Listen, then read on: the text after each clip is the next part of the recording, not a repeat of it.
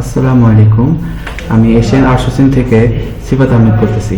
So আজকে আমরা যে ট্রিক্সটা দেখব সেটা হচ্ছে এক্সেলের কিভাবে আমরা ভালোভাবে হিসাবটা বের করতে পারবো। তো আমরা এক্সেলে চলে যাব, তারপর এই যে আমরা কিছু দেখতেছি যে পাস ফেলের সো আমরা সবার আগে এটা আমরা বের করব যে কিভাবে এটা বের করা যাবে।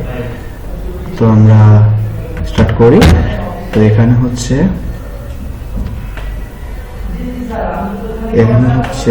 সময়সীমা দিব, হচ্ছে ইফ লিখবো, ইফ লেখার পরে আমরা ডাবল ক্লিক করবো, চলে আসবে। পরে হচ্ছে আমরা এটা দিব C2, হ্যাঁ।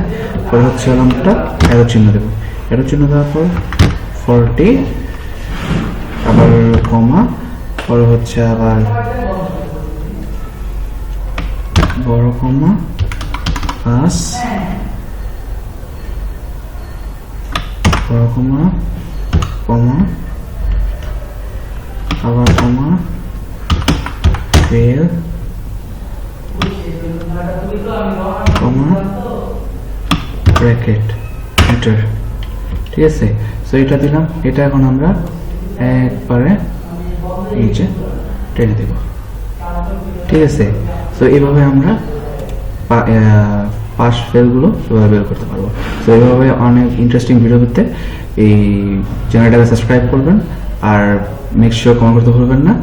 আর এখান থেকে বিদায় নিচ্ছি। আসসালামু আলাইকুম।